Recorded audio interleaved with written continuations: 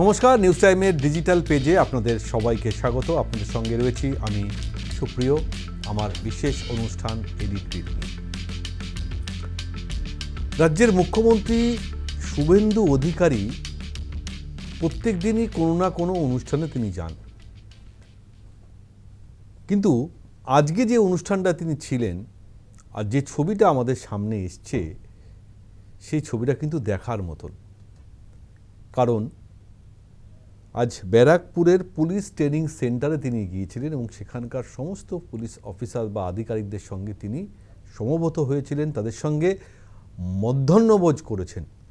কিন্তু যে ছবি আমাদের সামনে এসছে এটাই হচ্ছে বর্তমানে রাজ্য পুলিশ, যে রাজ্য পুলিশকে খোলা ছাড়পত্র দিয়েছেন মুখ্যমন্ত্রী শুভেন্দু অধিকারী দুদিন আগেই ভবানী ভবনের একটি অনুষ্ঠানে, এবং তার আগে বারবার তিনি বলেছেন যে আইন মেনে আপনারা কাজ করবেন এবং খোলা ছাড়পত্র। এবং তাদের আত্মবিশ্বাস যতটা বেড়েছে, তো একের পর এক ইনভেস্টিগেশন আমরা তো দেখতেই পাচ্ছি, এবং সবথেকে বড় উদাহরণ আমাদের সামনে অবশ্যই বীরভূমের যখের ধন উদ্ধার, যা কেন্দ্রীয় এজেন্সি করতে এতদিন, তা বীরভূমে মিনার মণ্ডলের বাড়ি থেকে কোটি কোটি টাকা আর তাল তাল সোনা, যা টুইট করেছেন স্বয়ং মুখ্যমন্ত্রী। কিন্তু আজকের এই ছবিটা একটু অন্যরকম, কারণ এটাই বলছি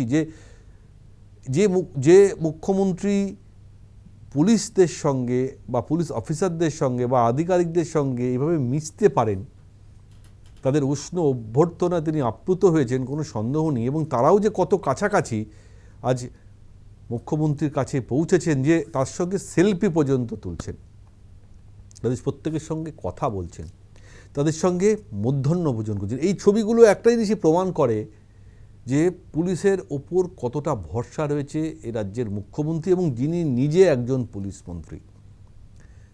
এবং এই ছবিগুলো বারবার দেখে বাকি যারা পুলিশ মহল রয়েছেন, সে যে কোনো স্তরেই হোক বা যে কোনো আধিকারিক হোক, তারাও হয়তো আত্মবিশ্বাস পাবে যে নতুন মুখ্যমন্ত্রী শুভেন্দু অধিকারী পুলিশের সঙ্গে আছেন এবং পুলিশের পিঠ চাপড়ে দিতে পারে এবং বাহবা দিতে পারে। না হলে তিনি কেন বারবার একই কথা বলেছেন যে আপনারা আইন মেনে যা করার করুন, খোলা ছাড়পত্র। কিন্তু দেখুন, এই সরকার বদলানোর আগে এই পুলিশকেই দলদাস বলা হতো, মেরুদণ্ড নেই বলা হতো, মেরুদণ্ডবিহীন পুলিশ বলা হতো। কোনো দুর্নীতি ঘটলে তার তদন্ত হতো না, খুন রাহাজানি, মহিলা নিরাপত্তা, কোনো কিছুতেই পুলিশ একেবারে কোনো কাজই করতেন না, ঠুটো বিড়াল হয়ে বসেছিলেন, ঠুটো জগন্নাথ হয়ে বসেছিলেন। কিন্তু আজ সেই পুলিশের ভুল বদল হয়ে গেছে, শুধুমাত্র সরকার বদলেছে আর মুখ্যমন্ত্রী বদলে সেই মুখ্যমন্ত্রী, নতুন মুখ্যমন্ত্রী শুভেন্দু অধিকারী কিন্তু সরাসরি ইন্টারঅ্যাক্ট করছেন পুলিশ মহলের সঙ্গে। এবং যে বক্তব্য তিনি দিয়েছেন সেই বক্তব্য একেবারে ভূয়সী প্রশংসা করেছেন রাজ্য পুলিশের। একবার শুনুন কি বলেছেন শুভেন্দু অধিকারী। সুরক্ষার ক্ষেত্রে হতে পারে, অবৈধ অনুপ্রবেশকারীদের চিহ্নিত করার হতে পারে, অথবা আমাদের মা, দিদি, বোন বা কন্যাদের সুরক্ষা প্রদানের ক্ষেত্রে হতে পারে। আপনারা একটা ডিসিপ্লিন অর্গানাইজ সংগঠন হিসেবে এই অল্প সময়ে অনেকগুলো ভালো নজির তৈরি করতে পেরেছেন। আমি জানি পশ্চিমবঙ্গ পুলিশে যে মানব সম্পদ আছে তাকে সঠিকভাবে কাজে লাগাতে পারলে আমরা যে কোনো রাজ্যের পুলিশ বা কেন্দ্রীয় এজেন্সির তুলনায় আমরা অনেক ভালো ভালো পারফরমেন্স করতে পারব। আপনারা ভালো থাকবেন, আপনাদের মন্ত্রী আপনাদের সাথেই থাকবে। শুনলেন তো কি বললেন, যে পুলিশেরও মানব সম্পদ আছে, এবং কেন্দ্রীয় এজেন্সির সঙ্গেও কিন্তু মুখ্যমন্ত্রী তুলনা করলেন। অর্থাৎ এর আগে পর্যন্ত আমরা কেন্দ্রীয় এজেন্সিকে দেখতাম বিভিন্ন ইনভেস্টিগেশন করতে, টাকা সোনা সব উদ্ধার করতে, কিন্তু এখন রাজ্য পুলিশ সেগুলো করছে, যা এর আগে ভাবাই যেত না। ফলে আজ যে পুলিশ একেবারে পুলিশের মতন কাজ করছে, কিন্তু এর আগের সরকারের আমলে সেই পুলিশ কি করত আপনারা সবাই জানেন। এটাই বদলের দরকার ছিল। ওই কথায় বলেন, একটা ছবি কথা বলে। আজকে এই ছবিটাই হয়তো গোটা বাংলার মানুষকে বার্তা দিচ্ছেন যে পুলিশের আত্মবিশ্বাস যদি সঠিক থাকে, এবং তাদের পাশে যদি সরকার থাকে তাহলে কিন্তু পুলিশ পারে না এমন কোনো কাজ নেই। ফলে রাজ্যের আইন শৃঙ্খলা কখনো বিঘ্নিত হবে না, এ রাজ্যের মহিলা নিরাপত্তা কখনো বিঘ্নিত হবে না, এবং চুরি, ডাকাতি, রাহাজানি, দুর্নীতি সব বন্ধ হবে। কারণ পুলিশই পারে সে কাজ করতে আইনের শাসন মেনে। আর এই আইনের শাসন মানাটাই সব থেকে বড় উল্লেখযোগ্য। কারণ সরকার যে থাকে সে সরকারি কাজই করে, কিন্তু দলের হয়ে কাজ করাটা কিন্তু অত্যন্ত অন্যায়, যা মমতা বন্দ্যোপাধ্যায় লাস্ট 15 বছর করে গেছেন। সরকার আর দলকে তিনি এক করে দিয়েছেন, আর দলের হয়ে, সরকারের নয়, দলের হয়েই কাজ করেছেন এর আগের পুলিশ আধিকারিকরা বা অফিসাররা। তাদের কোনো কিন্তু দোষ নেই, কারণ তাদেরকে করতে বাধ্য করা হয়েছে।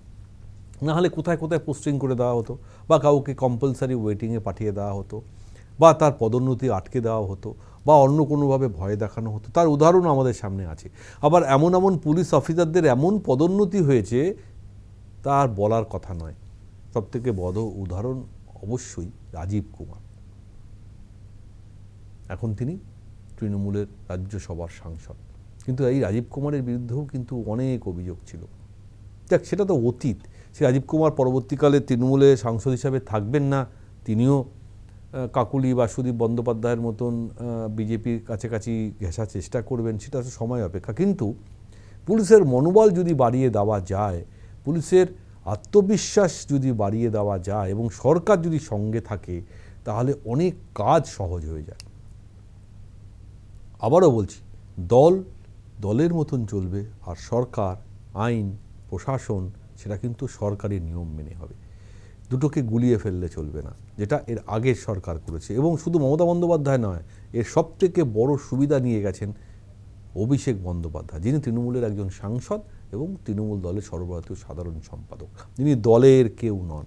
কিন্তু না থেকেও তিনি কিন্তু কাঠপুতলির সুতোটা নিজের হাতে রেখেছিলেন, কাকে কাকে কীভাবে, কোথায় কোথায় পুলিশ অফিসারদের ব্যবহার করতে হবে, কাকে চমকাতে হবে, কাকে তুলতে হবে, এগুলো কিন্তু করেছেন। এবং রাজনৈতিক কারণে সবথেকে বেশি ব্যবহার করা হয়েছে এই পুলিশদের। ফলে আজ সেই পুলিশকে যখন আমরা দেখছি যে এই মুখ্যমন্ত্রীর সঙ্গে তারা মিশে যাচ্ছেন, মুখ্যমন্ত্রীর সঙ্গে সেলফি তুলছেন, মুখ্যমন্ত্রী তাদের সঙ্গে বসে মধ্যাহ্নভোজন করছেন, একেবারে যেন তাদেরই কাছের কোনো মানুষ। এটাই তো দরকার, এই ছবিটাই তো দরকার, যা আজ ব্যারাকপুর ট্রেনিং সেন্টারে হয়েছেন, এরপরে অন্য কোনো জায়গায়, অন্য জায়গায় হবে। কারণ দুদিন আগেও যখন ভবনে একটি অনুষ্ঠানে মুখ্যমন্ত্রী শুভেন্দু অধিকারী গিয়েছিলেন, সেখানেও কিন্তু তিনি রাজ্য পুলিশের প্রশংসা করেছিলেন, এবং তাদের জন্য পুজোর গিফট হিসাবে ডিএরও ঘোষণা করেছিলেন 20%, এবং বলেছিলেন খোলা ছাড়পত্র দিচ্ছি, যেখানেই অন্যায় হবে আপনারা ঝাঁপিয়ে পড়বেন, আইন মেনে কাজ করবেন, আমরা আপনাদের খোলা ছাড়পত্র দিচ্ছি। এটাই তো দরকার।